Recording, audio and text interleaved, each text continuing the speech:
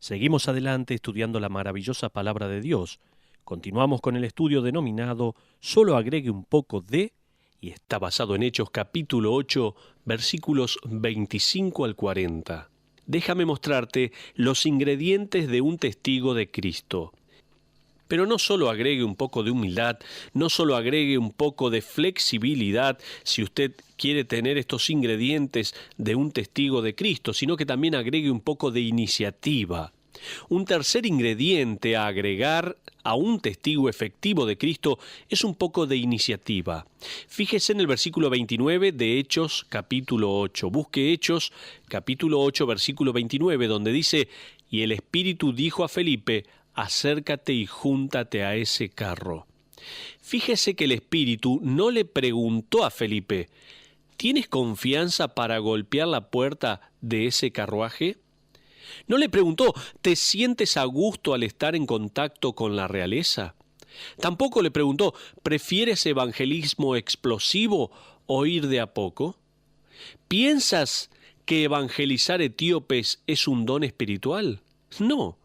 El Espíritu dijo: Felipe, acércate y júntate a ese carro. Solamente eso. En ese momento yo hubiera dicho: un momento, Señor. Soy humilde y flexible, pero ¿qué me dijiste? Lo que entusiasma de esta historia es que nos enseña la maravillosa verdad de la soberanía de Dios y en medio del evangelismo. Dios sabía todo lo que se podía saber de este etíope. Sabía del poder y prestigio que él tenía y también de su vacío interior. Dios sabía por qué había venido a Jerusalén. Lo vio cuando se le prohibió entrar al templo. Dios vio cuando él compró de algún rabino en la sinagoga un rollo de Isaías. Él sabía qué pasaje estaba leyendo el etíope en el momento en que Felipe llegaba. El etíope era un hombre que viajaba en su carro y asistió, o al menos intentó asistir a reuniones religiosas. Este etíope también leía las Escrituras, buscaba la verdad, deseaba sinceramente la realidad espiritual. También se sacrificó económicamente por la religión. Estaba dispuesto a ser visto de otra manera por sus semejantes. También este etíope aceptó las dificultades para poder buscar una experiencia espiritual y también, a pesar de todo esto, estaba perdido y necesitaba que alguien le mostrara el camino. Dios necesitaba simplemente al agente humano para colaborar con él y salir al encuentro de este hombre necesitado y presentarle la verdad. ¿Alguna vez ha estado a disposición del Señor para ser ese tipo de agente? ¿Cuántas veces ha estado en plena disposición para el Señor, para que Él lo utilice? Eluda la inclinación natural a ser un agente secreto del Señor. Eso sería ser un testigo mudo de Dios. Un testigo es llamado para hablar. Alguien tiene que tomar la iniciativa y hablar, hacer preguntas. Felipe era humilde, flexible, ahora debe de tomar la iniciativa. Felipe, acércate a ese carro. ¿Cómo? Solo hazlo. Ahora fíjese en el versículo 30. Acudiendo Felipe, y ahí podemos ver otro ingrediente. Agregue un poco de diplomacia. Esto nos deja en el cuarto ingrediente a agregar a esta lista de los que quieren vivir sus vidas de manera efectiva y usar los labios para dar testimonio de Jesucristo. Se necesita también un poco de diplomacia. Mire el versículo 30, por favor. Acudiendo Felipe, le oyó que leía al profeta Isaías y dijo: «¿Pero entiendes lo que lees?». Piense esto por un momento. Felipe está bajo órdenes directas del Espíritu de Dios. Él podía haber corrido hacia el coche y dicho: «Usted, óigame, Dios me mandó para que le diga cómo arrepentirse, pecador. Ahora, déjeme subir y escúcheme bien». No, él no hizo esto. Este versículo nos dice que escuchó a este hombre leyendo en voz alta, que era la costumbre, y tomó la iniciativa. Felipe formuló casi inmediatamente la pregunta, digamos: ¿entiende usted lo que lee? Felipe sabía la respuesta a esa pregunta. Él sabía que estaba allí en el desierto para alcanzar a este hombre para Cristo. Él podía haber dicho: estoy seguro que no tiene ni idea de lo que Isaías está diciendo, ¿no? Bueno, este es su día de suerte. No dijo eso tampoco Felipe. Pero la manera en que Felipe hizo la pregunta provocó una humilde respuesta por parte de este hombre. Mire el versículo 31. Dice, él dijo: ¿y cómo podré si alguno no me enseñare? Y rogó a Felipe que subiese y se sentara con él. Qué hermosa expresión de la palabra de Dios. Alguien en una ocasión definió al contacto como la habilidad de hacer que uno se sienta como en casa cuando uno realmente quiere que sea así. La diplomacia y el tacto son dos ingredientes que hoy hacen mucha falta. La Iglesia parece tan preocupada por esta sociedad malvada que se frustra y enoja con ella, como si ellos supieran otra manera de comportarse. No lo saben. La Biblia nos dice en Lucas capítulo 8, versículo 12, que Satanás ha cegado el entendimiento de los que no creen para que no crean el Evangelio. ¿Cómo actúa uno con una persona que no sabe nada de la Biblia? ¿Cómo reacciona a alguien que le hace preguntas frustrantes? ¿Cómo reacciona usted? Una mujer que respondió miles de preguntas trabajando en los teléfonos de una aerolínea escribió en cuanto a su trabajo en forma cómica y dijo lo siguiente: sobreviví todo tipo de llamadas, desde adultos que no sabían la diferencia entre AM y PM, de una mujer que llamó para pedir consejo de cómo tratar a su hija, de un hombre que quería volar con su perro sin pagar el asiento y de una mujer en una oportunidad que quería saber por qué se tenía que cambiar de ropa al viajar de una ciudad a otra, porque le dijeron que habría un cambio en el itinerario. En 5 años he recibido una educación impresionante de parte de nuestra ciudadanía. Hablé con una mujer en la ciudad de Denver que jamás escuchó nombrar a Cincinnati. Un hombre en Minneapolis que no conocía más que una ciudad en el sur del país. Una señora en Nashville me preguntó: en vez de pagarle a usted por el boleto, ¿no puedo donarlo a la Sociedad Nacional contra el Cáncer? Y un hombre en Dallas estaba tratando, en una ocasión, de pagar su boleto de avión poniendo monedas en el teléfono en el cual estaba hablando. En otra ocasión, un hombre me preguntó si volábamos a la salida 35 de la autopista que va a New Jersey. He tenido unas 130.000 peleas por teléfono y ya soy una veterana sabia. Aún termino mis llamadas diciendo gracias por llamar, que tenga un buen día. Qué lección de diplomacia. Agregue eso a su testimonio y verá cuántas veces Dios le utiliza para ayudar a alguien a encontrar el camino al cielo. Estamos pensando en algunos ingredientes que un testigo de Cristo tiene que tener. Mencionamos la humildad, mencionamos la flexibilidad, mencionamos también la iniciativa y la diplomacia. En quinto lugar, por favor agregue un poco de enfoque. Fíjese en los versículos 32 al 35. Dice el pasaje de la Escritura que leía era este: como oveja a la muerte fue llevado, y como cordero mudo delante del que lo trasquila, así no abrió su boca.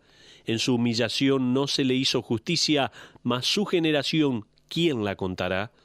Porque fue quitada de la tierra su vida. Respondiendo el eunuco dijo a Felipe: te ruego que me digas, ¿de quién dice el profeta esto? ¿De sí mismo o de algún otro? Entonces Felipe, abriendo su boca y comenzando desde esta escritura, le anunció el Evangelio de Jesús. Hasta ahí la porción de la palabra. ¿Alguna vez se planteó que Felipe podría haber sacado a relucir toda su elocuencia y credenciales, incluyendo su experiencia en Pentecostés? Él había estado en Jerusalén en los días en que el Espíritu Santo descendió. Felipe podría haber pasado tiempo hablándole a este hombre de su pasado como diácono en la primera iglesia. Podría haber maravillado al etíope con sus credenciales como evangelista en Samaria. Pero no lo hizo. Comenzando desde esta escritura, Felipe le anunció el evangelio al etíope. Y qué pasaje más maravilloso. Esto que estaba leyendo era Isaías capítulo 53. El etíope se daba cuenta que estos versículos se referían a la muerte violenta de alguien, y pregunta si Isaías estaba hablando de sí mismo o de otra persona. Luego Felipe pudo describirle la maravilla y el amor del Salvador, el Cordero de Dios que vino a morir por los pecados del mundo, el Cordero que vino y enmudeció aceptando su muerte. Él le pudo contar de Jesús, maltratado por el Sanedrín, golpeado por los romanos, despreciado por la turba que gritaba «¡Crucifíquenlo, crucifíquenlo!», y que los ángeles, 12 legiones de ellos, podrían haber aplastado a todos los enemigos con haber emitido una sola palabra, pero no lo hizo, permaneció callado. Felipe le debe haber explicado a Judith por qué el Salvador se quedó callado. Jesús, la encarnación del Dios vivo y verdadero, vino para morir por hombres como él. Judith debe haber estado lleno de preguntas, y si usted comparte de Cristo con otros, bien sabrá que es difícil mantener a las personas enfocadas en la verdadera necesidad. Lo que necesitan no es la respuesta en cuanto a cuántos años tiene el universo. Lo que necesitan saber es la pregunta principal: ¿qué harán con Cristo? Esa es la pregunta. Es evidente por lo que leemos que Felipe le explicó no solo del plan de salvación, sino también la identificación del creyente con Cristo en el bautismo. Fíjese en los versículos 36 al 38, dice la palabra: «Y yendo por el camino llegaron a cierta agua, y dijo el eunuco: Aquí hay agua, ¿qué impide que yo sea bautizado?» Felipe dijo: «Si crees de todo corazón, bien puedes». Y respondiendo dijo: «Creo que Jesucristo es el Hijo de Dios», y mandó parar el carro y descendieron ambos al agua, Felipe y el eunuco, y le bautizó. Hasta ahí la porción de la palabra. Le pregunto, ¿le gustaría ser como Felipe? Entonces, no solo mantenga el enfoque al testificar, sino que debe agregar el próximo ingrediente: un poco de disponibilidad. Agregue un poco de disponibilidad. Fíjese en los versículos 39 al 40. Dice la Biblia: «Cuando subieron del agua, el Espíritu del Señor arrebató a Felipe, y el eunuco no le vio más, y siguió gozoso su camino. Pero Felipe se encontró en Azoto, y pasando anunciaba el Evangelio en otras ciudades, hasta que llegó a Cesarea». ¿Escuchó bien? El Espíritu del Señor arrebató a Felipe. Antes que él se pudiera secar el agua que salpicó su rostro al bautizar al etíope, fue arrebatado. Su rumbo cambió una vez más. ¿Quién sabe? Felipe quizás podría haber continuado el camino con este secretario de finanzas del reino de Etiopía. Podría haber comenzado un movimiento en Etiopía. Podría haber sido recibido con honores al ser el huésped de este hombre poderoso. Podría haber cenado con la reina y compartido el Evangelio con la alta sociedad. Me encanta que este pasaje dice «pero». La historia comienza con una interrupción en el versículo 26 y concluye con una interrupción en el 40. Pero Felipe se encontró en Azoto. Me pregunto si aún estaba empapado. La verdad que no lo sé, pero sí sé que estaba disponible. Él estaba disponible para hacer la voluntad de Dios. Pero vayamos a una aplicación de cómo podemos imitar a Felipe. Permítame concluir con algunas aplicaciones prácticas para nuestras vidas en cuanto a cómo podemos ser como Felipe al testificar de Cristo. Para ser como Felipe, primero tenemos que tener un compromiso personal y una vida de santidad. ¿Escuchó bien? En primer lugar, tome nota, para ser como Felipe, primero tenemos que tener un compromiso personal y una vida de santidad. Segunda Timoteo capítulo 2 describe a ese obrero que Dios va a usar para su servicio como un obrero que ha sido santificado. Si lo que usted dice no es proporcional con lo que usted hace, es mejor que no hable más. En segundo lugar, para ser como Felipe tenemos que dejar de depender en nuestra habilidad. Testificar no es tanto una habilidad, sino que implica estar disponible.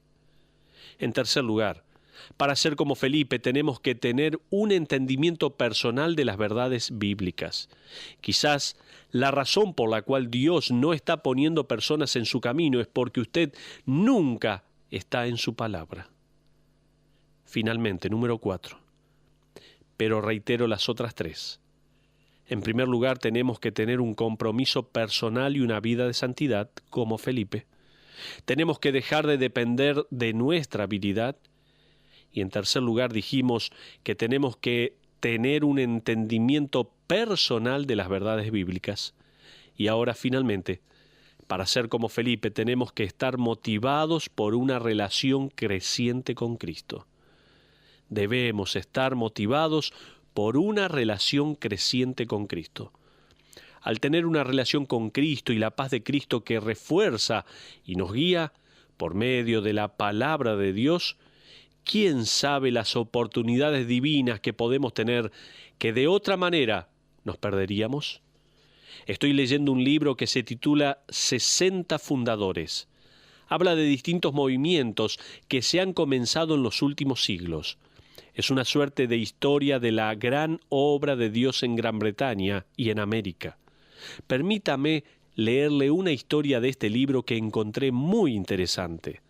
Dice así: a mediados del siglo XIX, la creencia popular en Inglaterra era que los niños no podían entender suficiente teología como para convertirse. No se evangelizaba nunca a los niños y la filosofía era que tenían que asistir a la iglesia y aguardar hasta que tuvieran la edad suficiente como para comprender. Un joven llamado Payson Hammond pensaba diferente. Él convenció a un pastor en Londres para que le permitiera hacer unas reuniones para niños. Se hicieron panfletos y se publicaron boletines promoviendo la actividad. Esa noche, la iglesia estaba repleta, con más de 1000 personas. En vez de darle la prioridad a los mayores, se ubicó a los niños en la parte central del auditorio y a los mayores atrás. La reunión entera fue dirigida hacia los niños. Los himnos tenían letras simples y melodías alegres. Las oraciones eran breves y en un lenguaje que los niños podrían comprender y orar. Los métodos informales del predicador captaron la atención de su joven audiencia. Hammond abandonó el púlpito y se paró en la plataforma para hablar del Evangelio de una manera simple.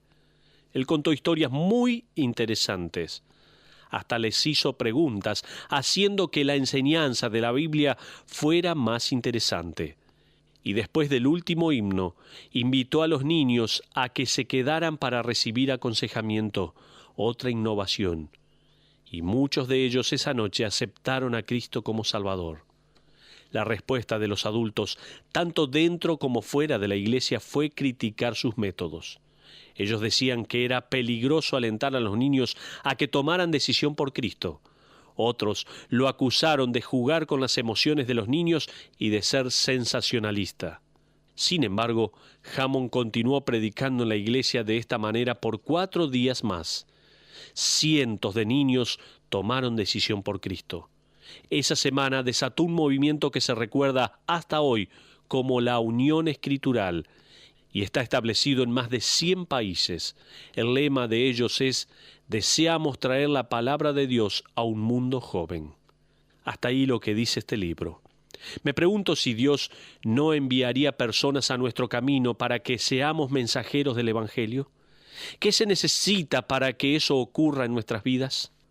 Bueno, agreguemos estos ingredientes: humildad, flexibilidad, iniciativa, diplomacia, el enfoque correcto y, por sobre todas estas cosas, disponibilidad. A propósito, el etíope debe haberse transformado en alguien muy similar a Felipe. En la historia de la Iglesia encontramos que, años después, el primer movimiento evangélico nacional de la Iglesia primitiva fue el de líderes que se levantaron y abrieron el camino a generaciones. Esto no sucedió ni en Asia Menor ni en Europa, sino en el norte de África.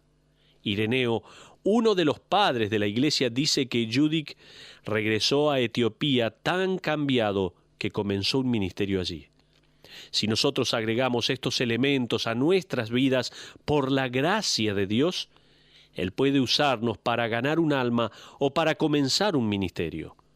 Que Dios lo use a usted y a mí para ganar personas para su gloria. Que Dios bendiga su palabra.